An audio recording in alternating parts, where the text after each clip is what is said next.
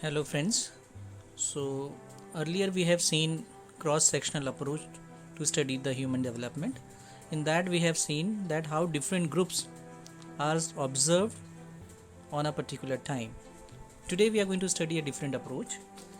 Let's see the example first. So suppose we have to study that when the children begin smoking, does their consumption increases over time? So if we want to study this, then which kind of approach we are going to use to study this kind of topic? So because we are going to see the consumption, whether it is increases or decreases over time, so we have to take the same sample, okay, and we have to observe the same sample over the time, okay. So this kind of approach is called longitudinal approach, where one group is observed at different times, okay. तो अगर हमको ये देखना है कि बच्चों के अंदर जो सिगरेट स्मोकिंग है या स्मोकिंग है वो उसका कंजम्पशन टाइम गुजरने के साथ क्या होता बढ़ता है या नहीं, तो उसके लिए हमको वही सैंपल क्या करना पड़ेगा, आगे तक का देखना पड़ेगा, कई बार ऑब्जर्व करना पड़ेगा। तो अगर हम एक ही सैंपल को कई बार ऑब्जर्व करते हैं या काफ़ी टाइम तक ऑब्जर्व करते हैं तो इसको बोलते हैं longitudinal approach. Let's see one more example. So if we found group of newborn baby with us who are available for month by month measurements, we could complete the study with repeated observation of this one group. Okay, so this is also a longitudinal approach.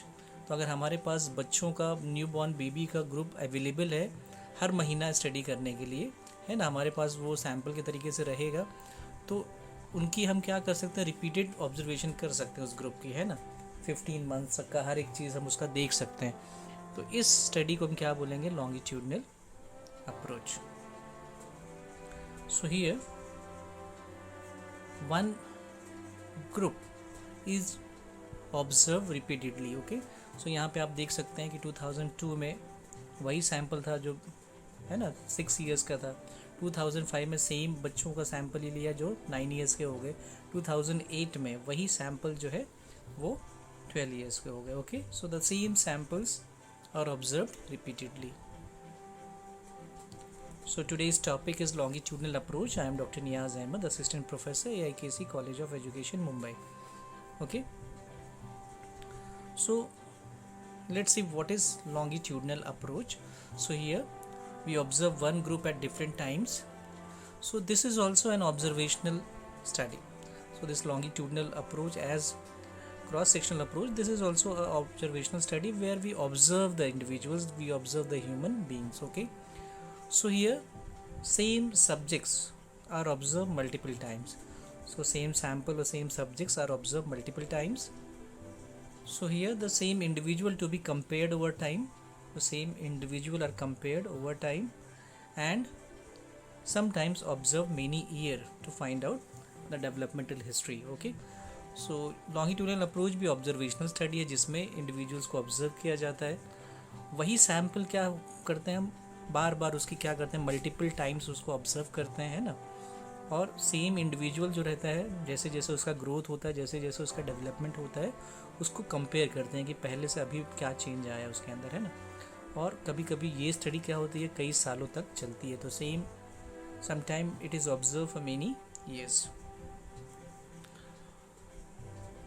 So various stages of development are measured with the help of this longitudinal approach. So you can study various stages of development among the individuals. Then it examines the effect of the development. So you can say, you can find out the effect of the development. It helps in measuring the impact of various therapy practices over time. If you are giving any therapy previously, then you are going to measure the impact, what kind of impact this therapy is having, and here you are using a control group as a baseline for this, okay. So ये longitudinal approach है जिसमें आप क्या कर सकते हैं कि stages of development, हर एक human being जो develop होता है, कई सारे stages of development होते हैं, तो उसको आप measure कर सकते हैं with the help of this longitudinal approach. इसमें we can examine the effect, हम डेवलपमेंट का इफेक्ट एग्जामिन कर सकते हैं कि डेवलपमेंट का इफेक्ट क्या हो रहा है ना, और दूसरी चीज़ क्या है, measure the effect of various therapy practices. अगर आपने कोई थेरेपी दी हुई है as a counsellor, as a teacher, अगर बच्चों को आपने कोई थेरेपी दी हुई है तो उन्हीं बच्चों का बाद में आप देख सकते हैं कि इस थेरेपी का इन पे क्या इम्पैक्ट हो रहा है ना। तो इफेक्ट क्या है, इम्पैक्ट क्या है इस थेरेपी का, तो आप ये भी मेजर कर सकते हैं, स्टडी कर सकते हैं with the help of this longitudinal approach.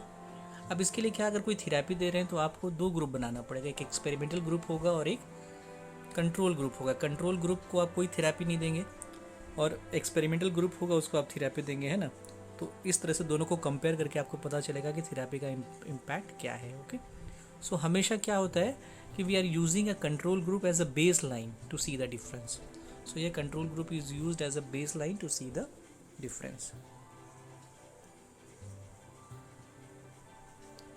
So it allows us to focus on intra-individual changes or developmental sequences. Okay, so this longitudinal approach, it allows us to focus on intra-individual changes within the individual. What are the changes are there, you can study with the help of this individual longitudinal approach, and it also helps you to find out the developmental sequence in an individual. It explores the cause of intra-individual changes. This longitudinal approach will help you to find out the cause of intra-individual changes, if any. So with the help of this longitudinal approach you can do micro level analysis. So with the help of this longitudinal approach आप एक individual के अंदर, अगर उसी individual के अंदर आप change देख रहे हैं तो उसको क्या बोलेंगे हम, इंट्रा इंडिविजुअल चेंजेस। और उसी इंडिविजुअल का अगर डेवलपमेंटल सीक्वेंस देखना हो तो आप इससे उस पर फोकस कर सकते हैं लॉन्गिट्यूडनल अप्रोच के थ्रू। ओके, इससे आपको पता चलेगा लॉन्गिट्यूडनल अप्रोच से कि what are the causes of this intra individual changes, कि इंट्रा इंडिविजुअल चेंजेस का कॉज क्या है। You can find out the cause here. इसके पहले क्रॉस सेक्शन में आपको कॉज नहीं पता चल रहा था, लेकिन यहाँ पे आपको कॉज भी पता चलेगा कि ये जो इंट्रा इंडिविजुअल में चेंज आया है, विद इन द इंडिविजुअल जो चेंज आया है उसका कॉज क्या है। So you can do a micro analysis of the individual. आप इस मेथड के थ्रू माइक्रो एनालिसिस कर सकते हैं। Okay, so this longitudinal approach extend beyond a single moment in a time. As a result, they can establish sequence of event. So like you have seen in the cross sectional approach, all the things are studied in a single moment of time, but here you can doing the study on the same group repeatedly. So here you can study the sequence of events with the help of this longitudinal approach.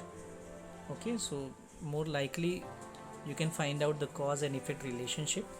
So you can just suggest the cause and effect relationship. So you can just define the effect and why this effect is happening. You can also find out the cause also. So you will be able to explain, or you will give the explanation occurs by examining differences across time. So you can find out the differences, examine the differences across time.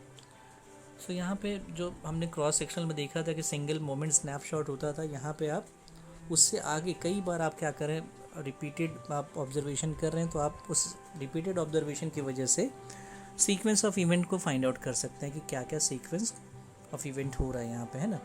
सो जिसके base पे आप cause and effect relationship establish कर सकते हैं और आप differences जो over across time आ रहा है उसको अच्छे से एक्सप्लेन कर सकते हैं। ठीक है, तो ये लॉन्गिट्यूडनल अप्रोच की characteristics you can say.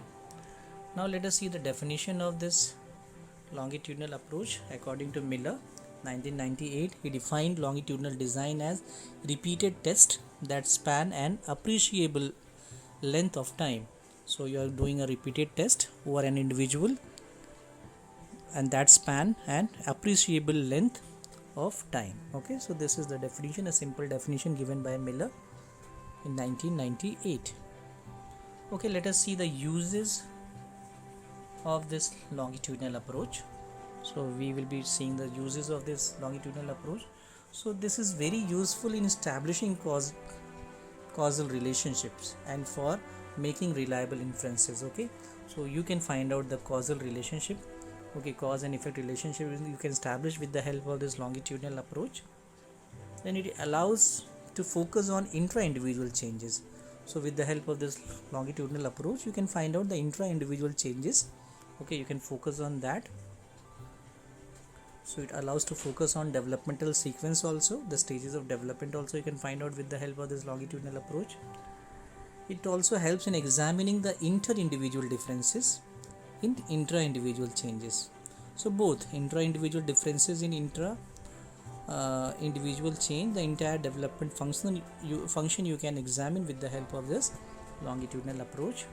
So this is useful when studying development and lifespan issues. Okay, so longitudinal approach के कई सारे यूजेस हैं. आप इससे casual causal relationship find out कर सकते हैं, है ना, और आप intra individual changes find out कर सकते हैं. डेवलपमेंटल सीक्वेंस पे आप फोकस कर सकते हैं इसके थ्रू, है ना, लॉन्गिट्यूडनल अप्रोच के थ्रू. और आप एग्जामिन कर सकते हैं कि इंटर इंडिविजुअल चेंज, दो इंडिविजुअल के बीच में क्या डिफरेंस है ना, उनके ग्रोथ एंड डेवलपमेंट में क्या डिफरेंस है, और इंट्रा इंडिविजुअल चेंज में भी क्या डिफरेंस है. ठीक है, then very useful when studying the life span issues. Development और लाइफ स्पैन इशूज़ को स्टडी करने के लिए भी ये लॉन्गिट्यूडनल अप्रोच बहुत ही एप्ट है. Now let us see the merits of this longitudinal approach. So it shows the study will help to find out how a person changes over a time. The study shows how a person changes over time. This study will helpful in finding out how the person changes over time. Then the study will also show how different people change over time. Then a person changes over time, we can see a single person, or how different people changes over time, means inter individual changes. Okay, first one is intra individual changes, second one is inter individual changes. So this study will help you to identify the common patterns of development. So can identify the common patterns of development in human beings. Then it will also help you to find out the individual differences in the path of maturity among the individuals. Then helps in examining relationship between early and later events and behavior. And this is very useful for charting growth and development of a child. Okay, so आप बोल सकते हैं कि इससे आप एक person के अंदर क्या क्या चेंजेस ओवर टाइम हो रहा है वो आप स्टडी कर सकते हैं, जिसको आप बोल सकते हैं कि इंट्रा इंडिविजुअल चेंजेस है. दूसरा different people changes over time, means दूसरे लोगों में कैसे टाइम के साथ साथ उनमें चेंज आता है, तो ये हो गया इंटर इंडिविजुअल चेंजेस. तो दोनों चीज़ की स्टडी आप कर सकते हैं. And with the help of this you can find out the common pattern of development. तो सब में क्या कॉमन पैटर्न है डेवलपमेंट का वो आप पता कर सकते हैं. जो इंडिविजुअल डिफरेंसेस आ रहा है पाथ ऑफ मेच्योरिटी में वो आप पता कर सकते हैं with the help of this longitudinal approach. आप इसके थ्रू एग्जामिन कर सकते हैं कि पहले और बाद के इवेंट्स में क्या डिफरेंस है, या कोई रिलेशनशिप है ना, उनके बिहेवियर में, उनके इवेंट्स में कुछ रिलेशनशिप है या कोई डिफरेंस है, यू कैन एग्जामिन. देन बहुत ही यूज़फुल है for charting growth and development. आप इससे चार्ट कर सकते हैं कि क्या ग्रोथ एंड डेवलपमेंट का पैटर्न है. Okay, let's see some more merits of this longitudinal approach. So in depth and comprehensive coverage of wide range of variable. इसमें आप बहुत ज़्यादा वाइड रेंज ऑफ वेरिएबल क्या कर सकते हैं, स्टडी कर सकते हैं. तो आप इसमें इन डेप्थ, एक इंडिविजुअल की आप इन डेप्थ स्टडी कर सकते हैं, क्योंकि आप कई सालों तक उस इंडिविजुअल को पढ़ रहे हैं, उस इंडिविजुअल की स्टडी कर रहे हैं, तो you will be able to do an in depth and comprehensive coverage of wide range of variables. Okay, so here the change to be analyzed at individual or micro level. Here you are observing the change at the micro or individual level. So individual level data are more accurate than macro level or cross sectional data. So you can say that the data which we are obtaining in longitudinal approach are more accurate than cross sectional approach. So basically the sampling error reduces as the study remains with the same sample over time. The sampling error reduced here because we are having the same data over time, so it enables clear recommendations for intervention to be made. Okay, so इसकी study जो है वो in depth है, comprehensive data आपको यहाँ पे मिल रहा है ना, और कई सारे वेरिएबल्स की स्टडी आप यहाँ पे कर सकते हैं. जो भी यहाँ पे चेंज आ रहा है, जो चेंज का आप एनालिसिस कर रहे हैं वो कैसा है, this is very micro level और इंडिविजुअल लेवल एनालिसिस है ना. तो जो आपको इंडिविजुअल लेवल डेटा मिल रहा है that is more accurate then micro level. जो क्रॉस सेक्शनल में आपको डेटा था उससे ये डेटा ज़्यादा एक्यूरेट होगा, बिकॉज आपके सैम्पल वही है ना. देन सैम्पलिंग एरर्स जो होते हैं वो रिड्यूस हो जाते हैं ना. इससे सैम्पलिंग एरर होने के चांसेस कम हो जाएंगे और आप इसकी फाइंडिंग के बेस पे क्लियर रिकमेंडेशन फॉर इंटरवेंशन दे सकते हैं कि क्या क्या आपको इंटरवेंशन देना पड़ेगा। आप क्लियर रिकमेंडेशन दे सकते हैं इसके थ्रू, है ना, कि क्या स्ट्रैटेजीज अपनानी चाहिए। Okay, so the last part is longitudinal approach is demerits. So let's see here demerits. First one is time consuming. आपको कई साल तक स्टडी करना है सेम इंडिविजुअल्स की, तो काफ़ी टाइम लगना है, तो first it is a time consuming.